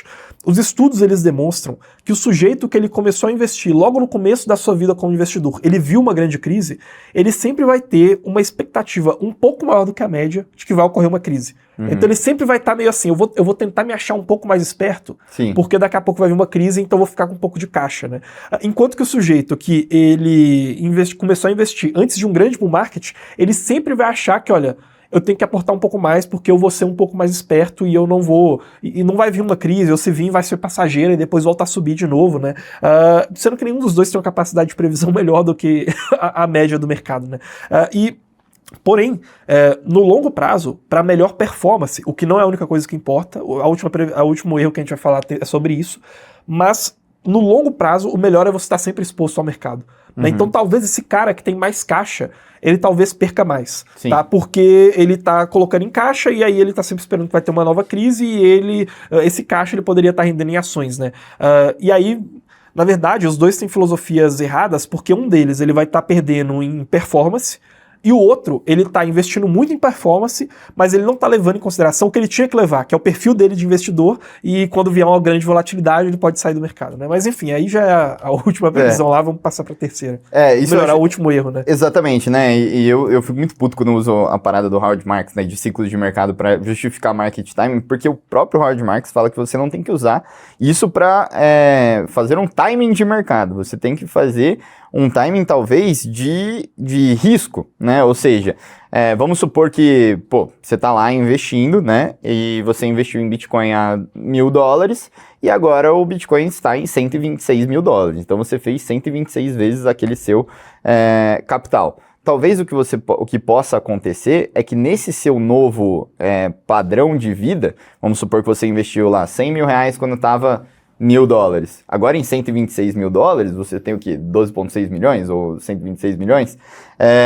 A sua vida mudou muito. Então o seu perfil de risco também mudou e você pode usar esse timing de mercado, de aproveitar essa grande alta para mudar um pouco o seu perfil de risco. Porque o seu perfil de vida mudou, né? Só que existem vários riscos de você ficar tentando tradear com todo o seu patrimônio, que é justamente você perder uma ou duas altas ali, que vão simbolizar todo o retorno que aquilo lá vai trazer em, sei lá, nos próximos 5, 10 anos. Entendeu? Eu acho que essa é uma desculpa do Howard Marks tentando salvar a tese dele que tá errada. Porque não tem a ver uma coisa com a outra. Por que não? Porque, vamos lá, se o mercado ele subiu e você mudou o seu padrão de vida, tudo bem, você vai mudar a sua alocação porque o investidor mudou, não porque o mercado mudou. Porém, o Second Level Thinker, ele tem a ver com o mercado. Então, assim, vamos supor que o mercado ele tá numa baixa desgraçada, os ativos eles se desvalorizaram muito, mas você tinha uma operação de short, você estava apostando contra o mercado, então o mercado caiu muito, você está num ciclo de baixa e o seu padrão de vida aumentou muito, o seu patrimônio subiu muito. Por essa lógica do Howard Marks, as coisas elas ficam desencaixadas, né? O seu padrão de vida ele tá num fuso horário diferente do mercado. Entendeu? Então o que importa no final das contas, nesse caso, você vai seguir o mercado ou o padrão de vida? O padrão de vida, para definir a alocação. Sim. Então aonde está o mercado, meio que não importa. Ou então, por exemplo, o mercado ele tá numa alta enorme, mas você ganhou na loteria. Isso. Você vai mudar o seu padrão de vida. Não porque o mercado subiu muito, mas porque você ganhou na loteria. Se você começar a investir hoje e o mercado está na alta, cara, o mercado estar ou não na alta não deveria fazer diferença para você e não vai fazer mesmo, mas é porque o seu padrão de vida não mudou. Então, eu não sei, eu acho que isso é mais uma desculpa dele para tentar salvar a teoria, sabe? Tentar fazer isso de o ciclo de mercado importa porque ele mudou o seu padrão de vida e aí quem você é como investidor mudou. Então, na verdade, o que importa é só quem você é como investidor, não se o que mudou isso foi o mercado ou não. Não, mas vamos supor que você está investindo em vários mercados ao mesmo tempo, né? Porque você também não sabe qual mercado é o que vai ter uma grande... Então, mas se você fosse seguir a teoria do Howard Marks, você deveria saber, né? Não necessariamente. Você sabe que o mercado é cíclico, mas você não sabe acertar o ciclo. Ele fala, tem até a famosa frase lá que time in the market beats time in the market. Porque, vamos supor lá que você está investindo em várias coisas. Você tem lá 10% em ouro, 10% em ações americanas, 10% em ações brasileiras e 10% em cripto e vai dividindo assim. Aí você pega os seus 10% em cripto, multiplica por 10, tá? Então o cripto foi lá, explodiu e estava num grande ciclo de alta. Ou seja, o cripto a partir desse momento virou 50% do que você tinha, né? Porque ele se multiplicou por 10, ou um pouco menos.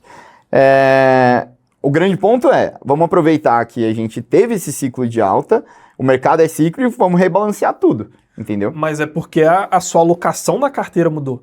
Mas sua alocação vai estar constantemente mudando. Não, mas vamos supor que você investiu em ações de tecnologia, em cripto e em, não sei, um imóvel em São Francisco, que vai se valorizar muito se as startups de tecnologia estiverem investindo. Você investiu em um fundo imobiliário em São Francisco. Sim, mas tá tudo meio correlacionado. Você investiu nessas três coisas. Todas elas vão subir, a sua alocação na carteira vai continuar exatamente igual, ou parecida, né? Vamos supor que, obviamente, elas vão subir em valores diferentes, mas vamos supor que elas subam na mesma quantidade. Nesse momento, se você for seguir o preceito do Howard Marks, você tá num ciclo de alta. É que você Mas se a sua alocação na carteira não mudou, você não tem que fazer nada. Então o que importou, no final das contas, foi a sua alocação, não o ciclo de alta. Então, mas aí você tá cometendo o erro, o primeiro erro, que é o erro de... não é um stock picking, mas é um erro de... fazer um timing de marketing. Não, mas você tá prevendo uma carteira que ela tá investindo praticamente na mesma coisa, que é ações de tecnologia, né? Sim. Você, em tese, deveria ter várias ações. E aí Você deveria ter ativos descorrelacionados. Né? Exatamente, ativos descorrelacionados. E aí você aproveita aquele ativo que está em um ciclo de mercado de alta para rebalancear para ativos que não estão, não? Então, é porque assim, eu li o livro do cara e no livro ele é todo desenhado para você achar que você vai ter um second level thinker, Tá. você vai ter um pensamento de mercado Você vai acertar o e ciclo. você vai acertar o ciclo, entendeu? Entendi. E eu olho para ele e eu acho até que, assim, se ele falar, olha, que o ciclo de mercado ele só importa porque aí a sua alocação vai mudar, ou então porque o seu perfil de investidor vai mudar, porque você vai ter mais dinheiro, e aí o seu padrão de vida muda, e aí com base no seu perfil de investidor, você muda a sua alocação, ou então porque a sua alocação mudou, você retorna ela para aquela que é certa para o seu perfil de investidor, né? Uma das duas coisas. E essas coisas elas podem acontecer por causa do ciclo de mercado. Aí eu concordo, beleza, aí o ciclo de mercado vai afetar a sua alocação, porque indiretamente, ou ela alterou quem você é como investidor, porque você está mais rico, ou ele alterou a sua alocação diferente daquela que seria o ideal. Mas no final das contas, então, o que importa é só o seu perfil como investidor ou só a sua alocação ideal? Você nem tem que olhar para o ciclo de mercado nesse caso. Não vai afetar na prática a sua decisão de investimento. Sim, o que você tem que fazer é sempre rebalancear para o seu perfil. Exato. Você só vai rebalancear se o balanço da carteira mudou, se o seu perfil mudou. Exato. E essas duas coisas podem mudar por causa do ciclo de mercado. Então o ciclo de mercado pode fazer você mudar a alocação. Sim. Mas meio que não interessa a ele. Se o seu perfil de investidor mudar por outro motivo, ou se o seu portfólio ideal mudar por outro motivo, você vai ter que rebalancear. Vai ser aquela coisa, você não vai mudar porque você está querendo prever o ciclo de mercado, mas Exato. você pode reagir a um aumento no ciclo de mercado. Assim como você poderia reagir também a custodiante do seu ETF quebrou, então o Brasil não pagou os títulos dele de renda fixa, deu um calote. Sim. E aí os títulos se desvalorizam. O Brasil ameaça um calote nos títulos de renda fixa e eles se desvalorizam muito, assim como eles se desvalorizariam se a Selic estivesse aumentando muito e aí o preço dos títulos caísse, né? Porque a taxa de mercado está subindo. Nos dois casos, você vai ter que rebalancear a sua carteira porque aquela parcela do seu portfólio mudou, e não porque o ciclo de mercado, né? Podem ter outros motivos além do ciclo de mercado. Sim. Então eu acho que ele tá meio dando uma de malandrão aí. Dando um miguezão, tá assim. dando um Miguelson ali, tá dando uma de Ronaldinho. É isso. Não concordo com isso aí. Não comprei essa desculpa aí dele. Tá. Mas de fato faz sentido, assim, você tem que tentar não... Isso a gente teve essa discussão recentemente, né? Se vale a pena você reagir ao mercado e não tentar prevê-lo. Pessoal, eu tive que aparecer aqui no meio do podcast porque a gente esqueceu de falar a coisa mais importante desse podcast inteiro aqui de 2 horas, tá?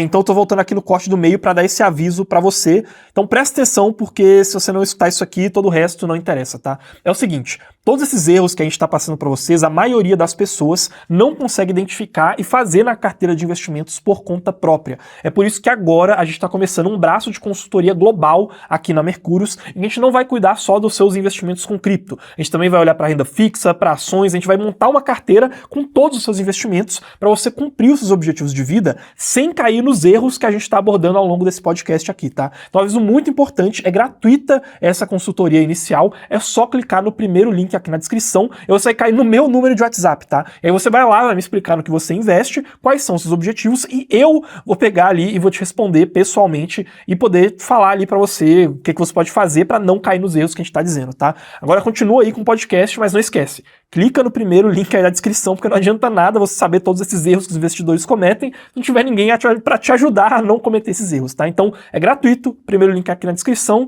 e segue aí o resto do podcast. Mas vamos pro erro 3 aqui. O erro 3 vai ser você escolher investimentos apenas olhando retornos passados.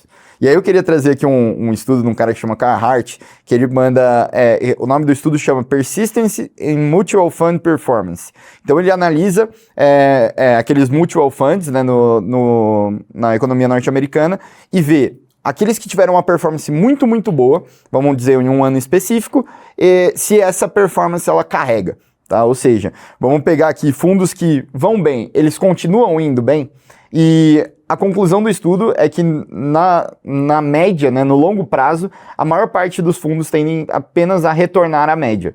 Né? O que isso significa? Vamos supor que na média ali o S&P fez 30%, e aí você pega um fundo que ele fez 50%, tá? E nós estamos analisando qual fundo que a gente vai investir.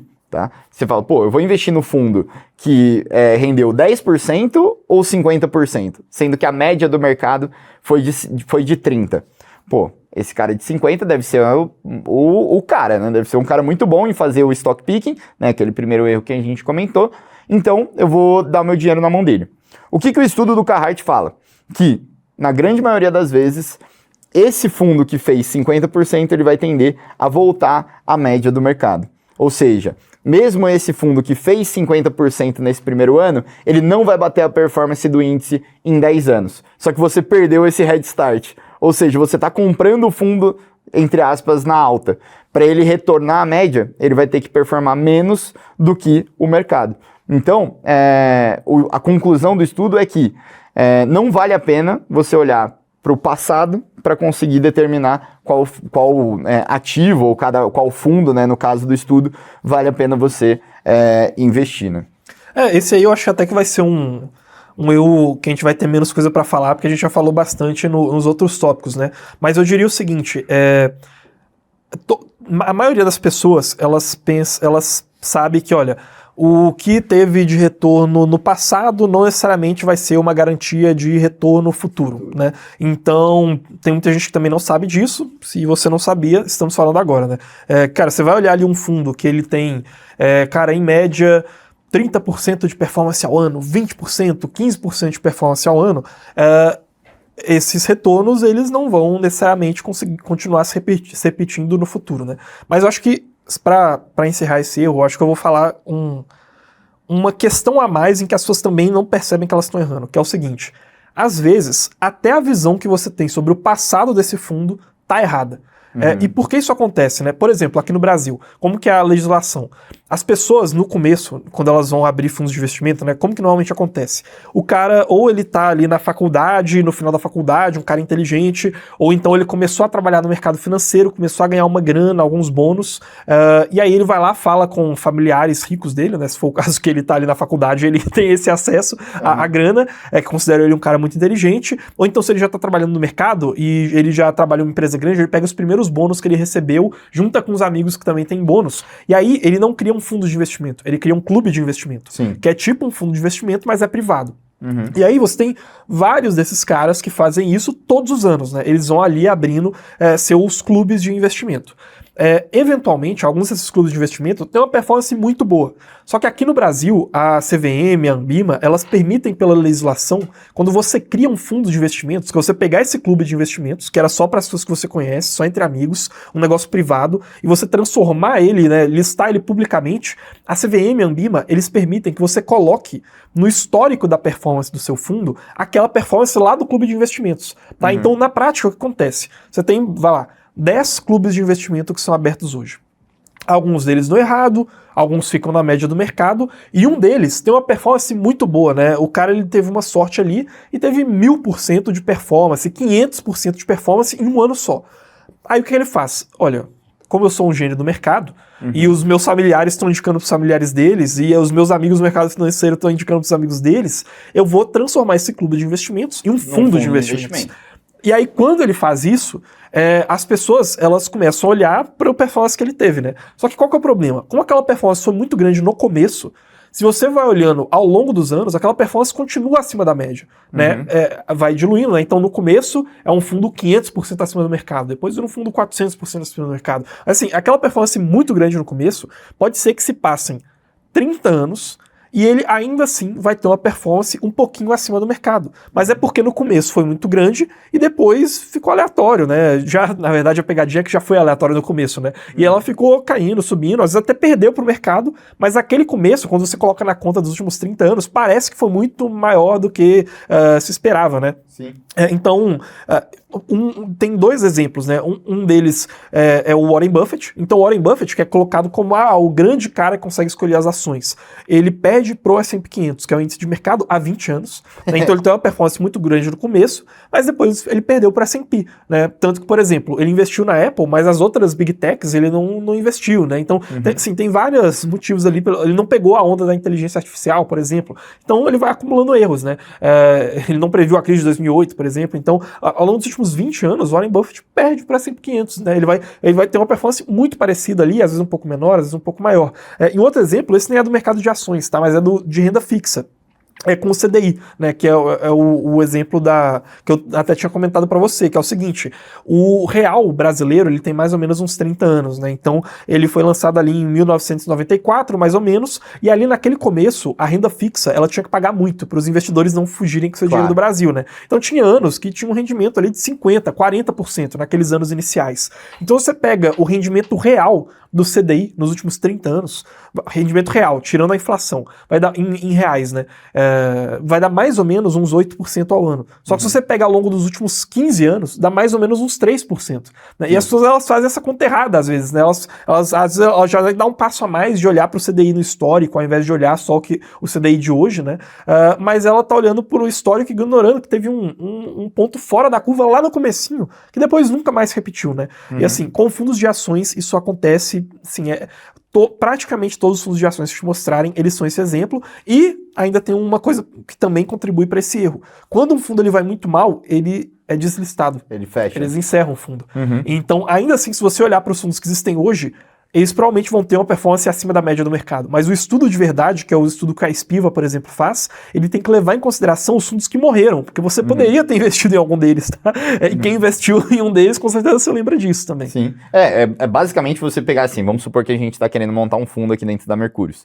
Aí a gente vai fazer o seguinte, eu vou montar que vai ser um fundo bem conservador, um fundo que a gente vai investir um pouco em cada coisa ali, tranquilo, sei lá, 10% em 10 classes de ativos descorrelacionados, como a gente acha que é o ideal. Então meio que tentar fazer uma somatória de todos os mercados do mundo, tá? Você concorda que provavelmente eu não vou fazer 10 vezes em um ano, né? Porque é muito difícil, o mundo não vai multiplicar por 10 em um ano. Então vamos supor que o meu fundo, ele basicamente replica o que é o mercado, né? Essa parada toda que a gente chama de mercado. A sua estratégia vai ser outra. A sua estratégia vai ser, você vai investir 100%, você vai ter 10 fundos e você vai investir 100% em cada um dos mercados que a gente tem. Então você vai abrir um fundo de cripto, um fundo de ações, um fundo de ações americanas e tudo mais. Beleza. O que a gente vai fazer? Aquele que render mais dos seus 10 vai ir contra o meu. Tá? E isso aqui tudo a gente está discutindo internamente na Mercúrios para ver qual que a gente vai lançar a mercado. Para isso a gente colocou 100 mil reais em cada um deles, tá? Colocou 100 mil reais no meu e 100 mil reais nos seus 10 fundos aí. Você concorda que vai ter um dos seus que provavelmente vai bater, provavelmente não, certamente ele vai bater mais do que o meu. Né? Sim, porque o seu por definição é uma média, né? Porque o meu por definição é uma média. Então, você pode ter um fundo seu que fez 10x e os outros dois performaram negativo e mesmo assim você bate o meu. Porque o meu tá os seus 9 negativos com 10% em cada um e com 10% aquele lá que fez uma performance estrondosa. Agora você que tá aí assistindo a gente hoje, a gente vai lançar os dois fundos a mercado. Quem vocês acham que vai captar mais dinheiro? O Carlos, que vai entrar no mercado e falar, ó, eu tenho um fundo que fez 10 vezes no último ano, tá? Ou eu que vou falar, cara, eu fiz uma média de tudo ali. Provavelmente você vai conseguir muito mais dinheiro captado, porque vão falar, pô, esse cara é um gênio.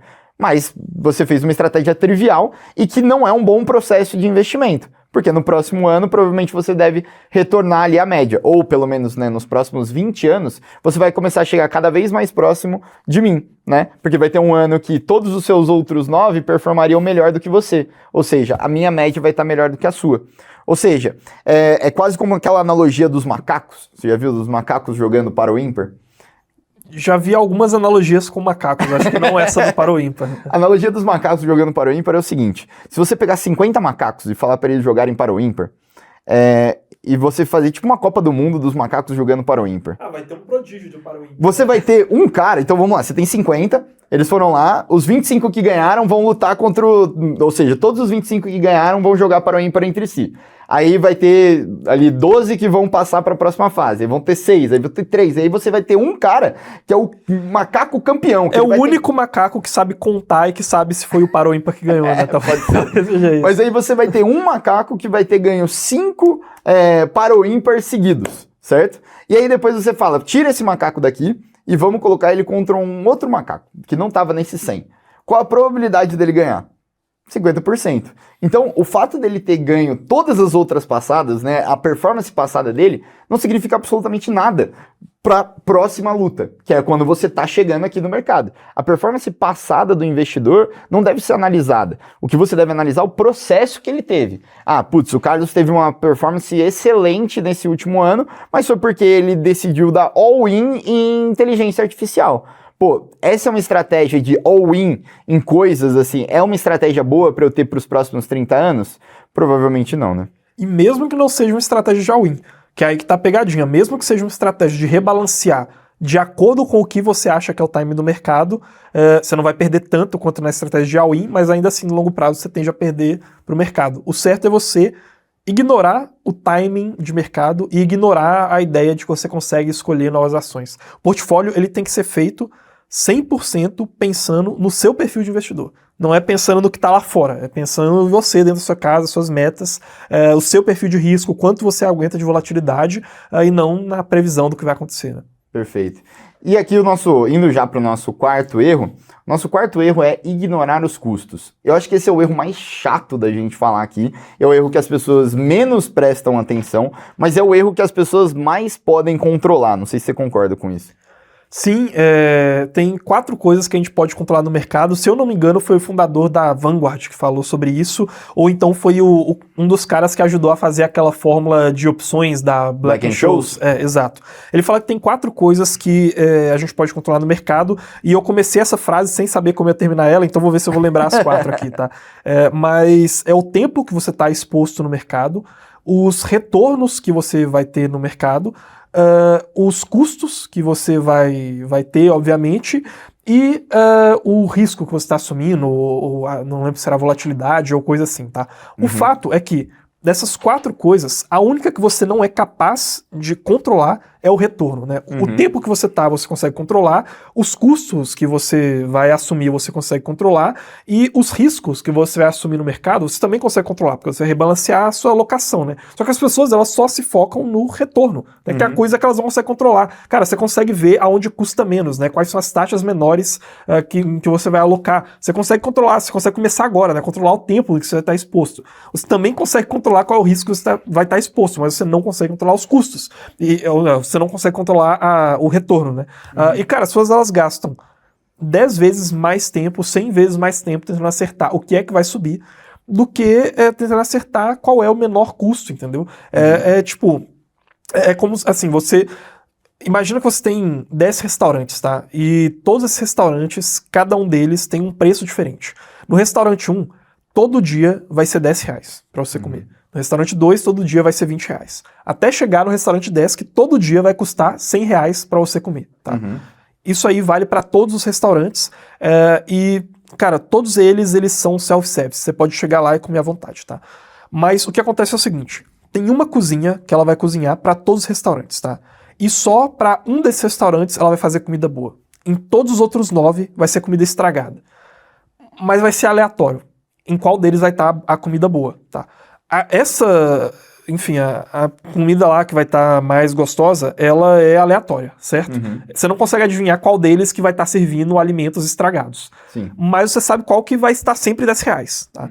Então, no longo prazo, mais ou menos todos eles vão ter a mesma quantidade de boas refeições, certo? E os outros vão ter refeições estragadas. Então, cara, ao invés de todo dia você acordar e você tentar adivinhar qual deles está servindo o melhor self-service, é melhor todo dia você ir naquele que tá te cobrando R$10 pelo prato, entendeu? Porque aí você sempre vai estar pagando mais barato Às vezes a comida vai estar meio ruim, mas de vez em quando vai ter a melhor comida do mundo lá, vai ter, cara, um sushi, um churrasco, uma pizza lá, do jeito que você quiser, e você vai estar sempre pagando R$10, entendeu? Que é o que importa. Então, assim, essa é a analogia pro mercado. Cara, você tem vários tipos diferentes de fundos de investimento, cobrando taxas de 2% ao ano, de 5% ao ano, taxa acima dos lucros que você receber, então taxa de performance de 20%, sendo que esses fundos, eles não vão ter eles vão conseguir controlar o retorno deles. Então você não consegue controlar o retorno que você vai ter investindo neles, né? Sim. Mas você consegue controlar os investimentos que você tem para investir naqueles que custam menos, qual é o que tem a menor taxa possível. E você deveria estar gastando dinheiro nisso, né? Ou melhor, deveria estar gastando tempo nisso. Porque o restaurante tem a placa lá de quanto ele custa, entendeu? Então, é uma coisa muito, muito, muito fácil de você prever, de você controlar, de você achar o que é mais barato possível, entendeu? E tá totalmente nas suas mãos, e as pessoas gastam pouco tempo com isso. Sim, basicamente você tem ali o mercado com um número X ali que ele vai render por ano. E aí, quando você dá o seu dinheiro para um gestor, ele basicamente está entrando numa espécie de cassino, que é a bolsa, e ele está tentando ter um resultado muito positivo naquele cassino. Ou seja, ele precisa pelo menos ganhar daquele mercado ali que a gente está vendo. Só que o problema é que toda vez que ele senta no cassino para jogar, ou seja, que ele precisa trocar uma posição pela outra, ele paga uma taxinha. Então não basta ele tomar decisões melhores do que o mercado, que já é difícil pelos outros erros que a gente mostrou aqui para todo mundo. Mas ele, além de tudo isso, ele já larga mais atrás, porque cada troca, e eu não estou falando nem do preço que você paga o gestor, eu estou falando que cada troca que ele fizer vai ter uma taxinha. Né? Cada uma das coisas que ele tentar acertar, cada uma das apostas vai ter um custo. Então ele já larga atrás. Então ele não tem que só ganhar do mercado, ele tem que ganhar do mercado mais taxas. Né? E você não tem que escolher o melhor gestor que ganha do mercado. Você tem que escolher um gestor que ganha do mercado mais as taxas que ele cobra. Então você vai acumulando taxa em cima de taxa, a ponto que você tem um estudo da Morningstar, por exemplo, que fala que quanto menos você movimenta a sua carteira, né? Pessoas que movimentam menos a carteira ganham mais no longo prazo do que pessoas que movimentam muito a sua carteira. E aí eles foram estudar o porquê que isso acontece. Os primeiros motivos eram o erro 1 e 2, né? Porque primeiro as pessoas tentavam acertar o timing de mercado e erravam. Segundo, as pessoas tentavam ali acertar qual era a ação específica que ia rentabilizar muito bem, e também erravam nisso. Só que se você isolar essas duas primeiras coisas, ou seja, vamos supor que todo mundo teve a mesma opinião sobre ciclo de mercado e todo mundo teve a mesma opinião sobre as ações que iriam dar certo. As pessoas que moveram muito o mercado tiveram de 6 a 10% menos performance ao ano. Cara, isso é absurdo ainda. Quando você joga em juros compostos, isso não faz sentido nenhum. Então, de fato, às vezes a simplicidade vai ganhar muito mais. Né? A gente fala que há quanto tempo a gente fala do arroz e feijão, né, cara? Compra, faz o mínimo possível e tenta não colocar uma mochila pesada no seu corredor, que é ali a sua carteira. Entendeu? Então eu acho que esse é um ponto muito, muito importante e que é o ponto que eu acho que as pessoas menos prestam atenção. Né? Não, vamos comprar aqui no que é mais fácil e tudo mais, aqui, ou muito pela facilidade, UX e tudo mais, mas não se perguntam onde está o custo, né? E isso aí, assim, explica por que day trade já é uma furada também. Exato. Porque, vamos lá, mesmo que day trade te desse 50% de chance de acertar, mesmo que fosse um cara ou coroa, ainda assim você está pagando uma taxa sempre que você faz a operação e às vezes a corretora ainda não te mostra que você está pagando aquela taxa quando você está pagando, né? Porque às vezes ela vai estar embutida no spread entre as operações, né? Que é a diferença entre o preço de compra e venda. Então, na largada, você já está saindo perdendo, né? É como se você estivesse competindo com outro cara jogando a moeda ali, né? No cara ou coroa, só que aquela pessoa que está competindo com você, ela tem 100 moedas e você tem 90 moedas. E a competição é para quem acerta coroa mais vezes. Aquela pessoa, só dela ter algumas chances a mais, ela já vai estar saindo na frente. Então, você fazer day trade é você jogar a cara ou coroa, mas o mercado, ele tem algumas moedas a mais do que você. Né? Então, você já tem uma chance de perder ou de ganhar que vai ser de acordo com a sua sorte. Você ainda colocou a taxa, né? Você tirou algumas chances que vão estar sendo comidas por isso, obviamente sua performance ela vai tender a ser horrorosa. Tem também um outro estudo que também é da Morningstar, em que eles compararam qual era a performance dos fundos, né, o quanto que eles conseguiam adicionar para o investidor, e separavam todos os fundos de acordo com a performance em 5 grupos, tá? E fizeram isso com ações globais, ações Estados Unidos, com renda fixa, com vários setores, em todos o resultado foi o mesmo, tá? Qual que foi esse estudo? Eles pegaram os fundos daquele setor, dividiram eles em 5 grupos. Então tinha o primeiro grupo, que eram os 20% melhores, o quinto grupo eram os 20% piores, e tinham esses 3 grupos aqui no meio, né, sempre com 20% dos fundos em cada um deles. Eles descobriram que os fundos que cobravam as menores taxas também eram os que tinham a melhor performance. Tá? E o que explicava isso é que aqueles fundos que tinham taxas mais altas, eles tinham uma chance maior de fecharem, de morrerem. Né? E aí, enfim, agora fazendo uma conjectura a respeito disso, né? Muito provavelmente esses fundos eles fechavam mais, seja porque de fato eles cobravam uma taxa maior e entregavam mais ou menos a mesma coisa, então os investidores saíam. Ou então porque, por ele estar cobrando uma taxa mais alta, o gestor ele se forçava a tomar mais risco para poder contar uma história bonitinha para os investidores, justificar porque ele está cobrando aquela taxa alta, né? E nisso ele acabava pegando um risco de ruína e eventualmente acabava ferrando o fundo inteiro, né? Fazia uma aposta errada e o fundo ia para o saco. Então, também tem isso, né? Os fundos que cobram menos taxas, via de regra, também são os que entregam uma performance melhor. Porque existe um incentivo muito perverso de que o investidor, todo mundo fala que é de longo prazo, né? Só que a grande questão é que você não consegue ver um gestor que você está pagando fazer o básico bem feito, né? Vamos supor que você foi lá, contratou aqui, no nosso caso aqui, uma casa de análise, e a gente vira para você e fala que você tem que ter ali uma boa parte do seu capital em cripto, ou então, né, eu estou falando dentro do mercado de cripto, né? Uma boa parte do seu capital tem que estar em Bitcoin, uma boa parte ali talvez em Ethereum e Solana, e meio que replicar o que é o mercado de fato, né? E investir pouquinho ali em altcoins para você conseguir ter ali uma explosão e tudo mais, porque hoje a gente não tem algo que simboliza o mercado inteiro. Então vamos tentar bolar algo parecido com isso, tá? Vamos supor que o mercado de cripto está de lado, tá? Então na média ele está gerando ali 5, 10% ao ano, tá? Se a gente dá um retorno igual ao mercado durante 3 anos, o cara tira o dinheiro, entendeu? O cara não participa mais desse nosso produto. Tá? No nosso exemplo de fundo de investimento, se a gente fica igual ao mercado durante 3 anos, provavelmente o cara vai tirar o dinheiro da gente. Então vamos pensar assim, se eu performar negativo, eu vou tomar dinheiro, né, tomar saque. Se eu performar igual ao mercado, eu vou tomar saque. Se eu fizer a mais do que o mercado, no ano que vem eu vou ganhar muito dinheiro, porque as pessoas vão olhar para a performance passada. Então, qual que é o meu incentivo? Fazer o básico bem feito ou tentar fazer um all-in, qualquer coisa eu fecho esse fundo, monto outro e tento de novo, entendeu? É um incentivo muito perverso de você ter que acertar o curto prazo, que a gente já sabe que é imprevisível, né? Sim, exatamente. E, cara, esses custos, eles estão escondidos em várias pequenas coisinhas, assim. Evidentemente tem a taxa de corretagem, né? Tem impostos, por exemplo. Então, será que compensa mais você comprar ações internacionais direto nos Estados Unidos ou você comprar essas ações aqui? Cara, se você vai mandar remessas para lá, você vai ter que pagar um IOF.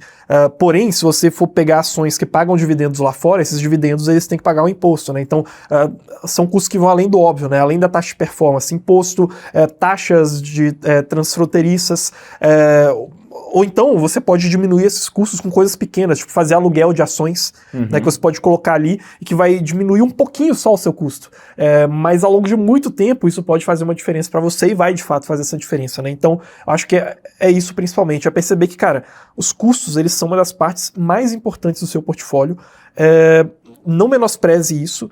E a maneira mais fácil de você economizar nos custos é movimentando pouco a sua carteira. Perfeito. E agora entrando aqui no nosso último erro, né?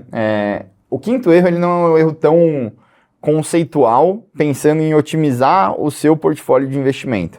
Mas você basicamente tentar sempre montar uma carteira. O quarto erro? Não, o quinto erro, pô. O quarto foi o ignorar os custos. A gente teve stock picking, timing de mercado. O terceiro foi o Escolher investimentos com base no retorno passado, custos. Olha só, já estamos no quinto, então. Então. Bora lá, então. Coisa boa passa rápido, né, cara? Muito bom. E o quinto erro é você tentar sempre montar uma carteira perfeita, né? E não a carteira certa para você.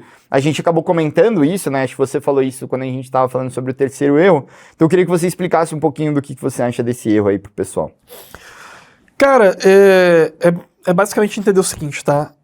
A sua carteira de investimentos, ela vai ser feita 100% pensando no seu perfil de investidor, tá? Então, não interessa qual ação vai subir mais amanhã, não interessa se a gente vai estar perto ou não de uma crise ou de uma euforia de mercado, porque essas coisas você não consegue prever, tá? A única coisa que importa é eu fazer uma carteira que ela vai ser boa, e além dela ser boa, você vai conseguir seguir ela. Né? Então, é igual aquela analogia da dieta, né, que a gente estava falando. Sim. Uma dieta, ela tem que ser uma dieta muito boa, e ela também tem que ser uma dieta que você vai conseguir seguir. Né? Não adianta também eu fazer uma dieta perfeita, e aí você não consegue seguir ela, e depois você vai lá e, cara, você segue ela 2 dias, fica ali comendo linhaça e pão integral, aí você vai lá e pede uma pizza gigantesca no final de semana, e, cara, sua dieta inteira foi pro saco, entendeu? Então, tem que ser uma carteira que você consegue seguir, tá? Então, o que eu quero dizer com isso? A melhor carteira possível, se você fosse um robô, né? A gente vai pegar, vai entender quais são os seus objetivos de vida, vai entender qual é a sua capacidade de lidar com a volatilidade de mercado, e somando essas duas coisas, a gente vai montar uma carteira que ela vai ter a melhor performance de longo prazo possível, que atenda com segurança aos seus objetivos de vida e que também atenda a volatilidade que você está disposto a tomar no curto prazo. Né? Então, por exemplo, se eu fosse pegar a melhor performance possível, a longo prazo, talvez eu alocasse só em ações. Mas, poxa, eu sou um cara que mora no Brasil e eu preciso ter uma parte de capital que eu vou estar sacando e que ele precisa estar em reais, né? Porque é o dinheiro que eu gasto. Ou então, eu tenho um objetivo para daqui a 5 anos comprar uma casa. Então, a gente não pode correr o risco de, naquele momento, daqui a 5 anos, estar com o mercado em baixa, você tem que vender na baixa e não vai ter dinheiro para comprar sua casa, né?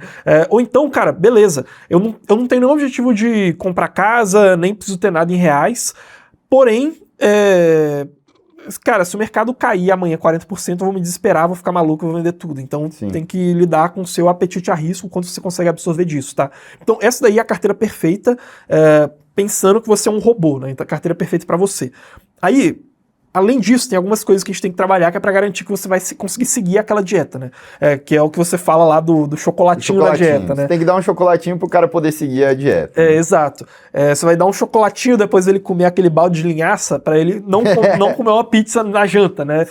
Então, assim, o que são esses chocolatinhos? Às vezes o investidor ele tem uma necessidade de querer tentar acertar o bilhete na loteria, entendeu? Ele precisa ter ele tem aquela necessidade, precisa saber fazer aquilo. E aí, cara, tudo bem, você vai errar, isso vai ser prejudicial para o seu portfólio a longo prazo, mas você quer ir pro parquinho, quer brincar, quer se divertir e tudo mais? Vamos fazer isso com o maior nível de inteligência possível. Né? Então, por exemplo, a gente sabe que não tem como você consistentemente prever em qual momento do ciclo de mercado nós estamos, tá? Mas se tivesse como a gente prever, a gente conseguiria apontar cientificamente falando qual é a maneira mais inteligente de se investir. Por exemplo, por meio de fatores de mercado, né? Então, olha, dependendo do ciclo de mercado, vai ser um momento melhor para você investir em ações de empresas pequenas ou ações de crescimento, ou então empresas de qualidade ou empresas de momentum, tá? E isso a gente consegue falar cientificamente falando, com várias evidências científicas de mercado, evidências empíricas, né? O problema é que a gente não consegue acertar em qual ponto do ciclo a gente está.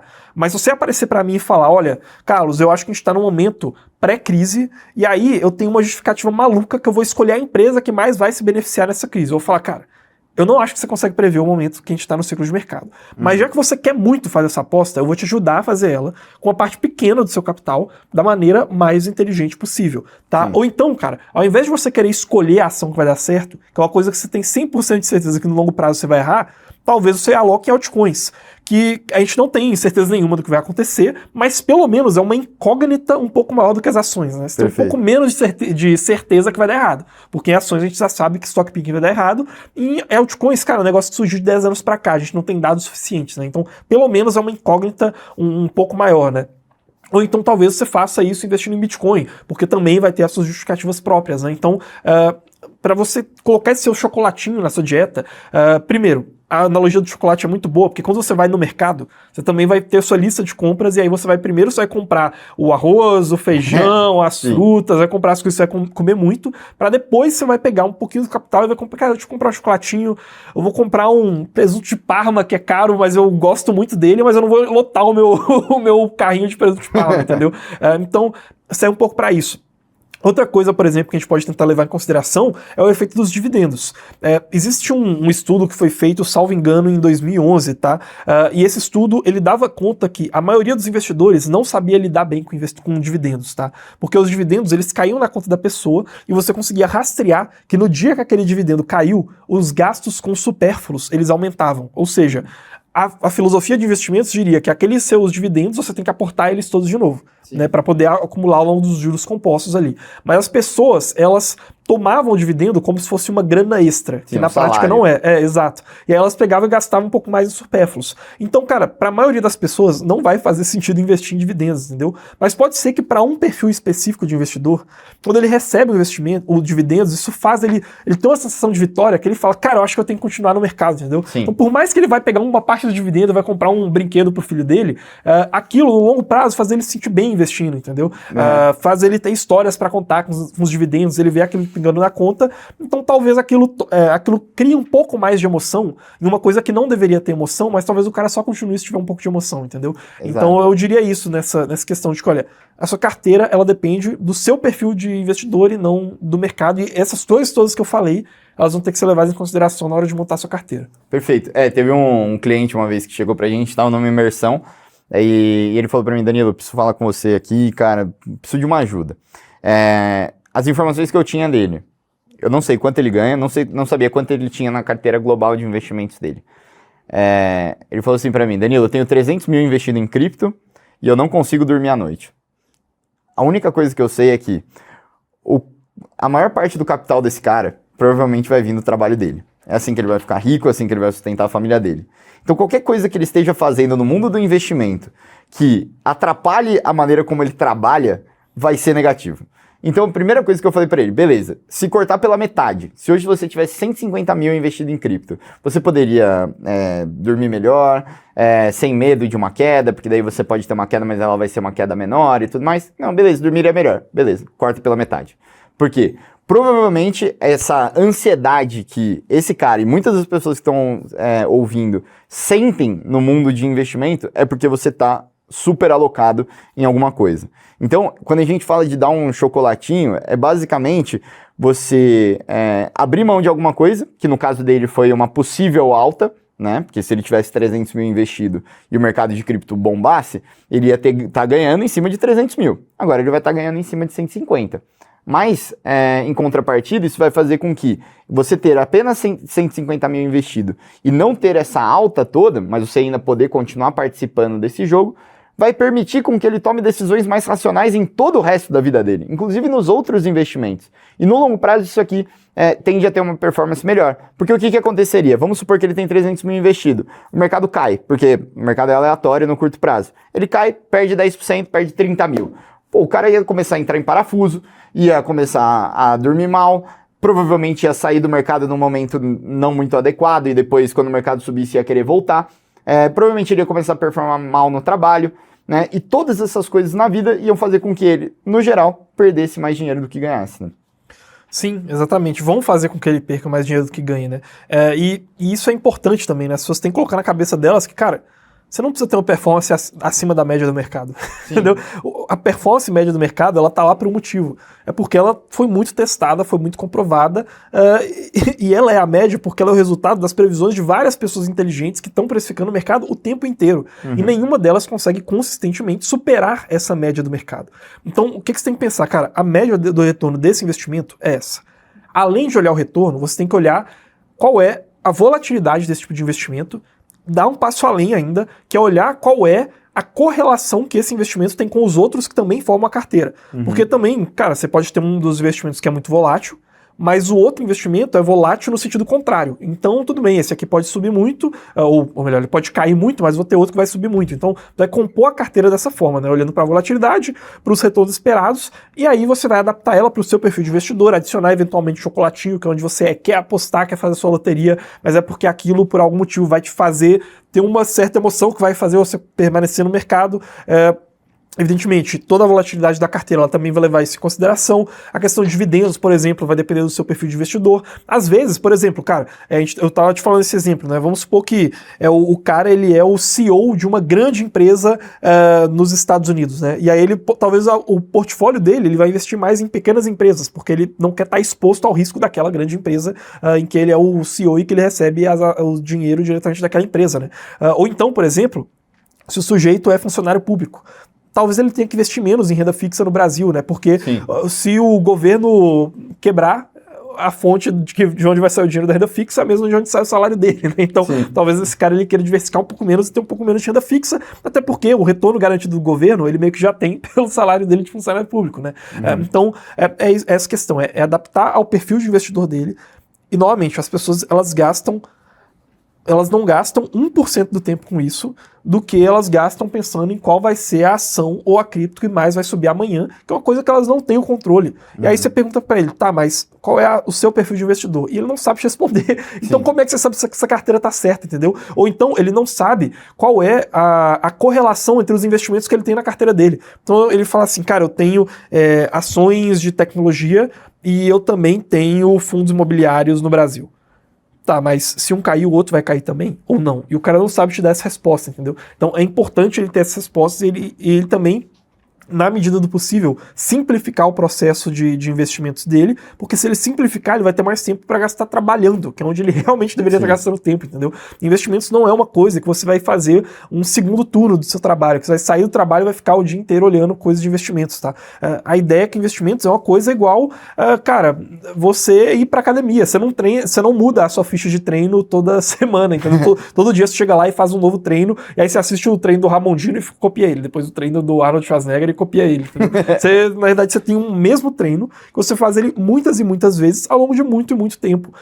E você não tem que mudar ele toda hora, da mesma forma que você não tem que mudar a sua carteira de investimentos toda hora. Exatamente. E muitas vezes nesse mundo fitness, assim, né, de dieta e tudo mais, o que você precisa fazer é o básico bem feito. Se você levantar e fazer qualquer tipo de exercício físico, vai ser melhor do que você fazer o melhor treino do mundo, o treino do Ramondino, Mr. Olímpia, num dia, e daqui a, sei lá, 2 dias você tá meio ferrado, ou você não gostou de fazer, então você não faz. É melhor você ir lá e fazer um esporte que você gosta e você faz todo dia ele, ponto final. No final você vai ter uma performance melhor do que ficar tentando otimizar exatamente a melhor coisa a se fazer naquele momento. Exato. Você vai fazer o treino que pelo menos vai fazer com que você treine, né? No caso, a analogia seria você vai estar sempre aportando, né? Ao invés de você ficar... O cara que nessa analogia que você fez, que está fazendo o treino do Arnold Schwarzenegger, é o cara que recebeu o salário dele, ficou com o salário dele na conta um tempão parado. Quando ele acha que viu uma oportunidade no mercado, ele compra tudo com o salário dele. Enquanto o cara que faz o mesmo treino, ele está sempre aportando um pouquinho, né? E essa analogia também é muito interessante, porque o treino que você está fazendo na academia, ele muda porque o seu corpo mudou. Né? Então você só muda a sua alocação quando o seu perfil de investimento muda, quando seus objetivos de vida mudam. Né? Você não muda de treino porque hoje saiu um novo estudo que diz que o supino, você fazer ele com halteres é melhor do que você fazer o supino com barra, e aí todo dia vai sair um novo estudo. Né? Óbvio, de vez em quando saem esses estudos, tanto para academia quanto para os investimentos também. Mas esses estudos eles vão sair uma vez a cada 1 ano, 2 anos, e aí beleza, a gente consegue pegar esses estudos e analisar e pegar novas evidências e mudar a carteira. Mas, de maneira geral, o motivo pelo qual a carteira muda é porque o investidor mudou, da mesma forma que o treino ele muda, porque o seu corpo mudou e agora você precisa de um novo treino e tudo mais, né?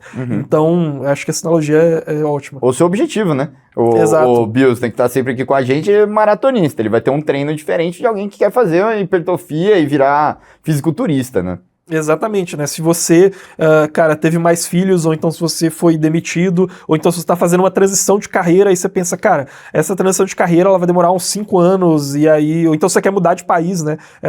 Ou então os tipos de impostos que são cobrados mudam, tudo isso afetaria a sua carteira de investimentos, né? Perfeito, cara. Pra gente finalizar aqui, tem uma pergunta que eu queria perguntar para todo mundo que participar desse podcast, que é, para você, se chegasse alguém aqui hoje e te perguntasse qual é a melhor maneira de você investir, o que você responderia? A pergunta é para mim ou para mim? Cara, a melhor maneira de investir é a maneira que garante que você vai continuar investindo. E aí isso é uma resposta simples, mas tem muita coisa no meio dela, né? Então, é tipo você falar, cara, qual é o melhor treino?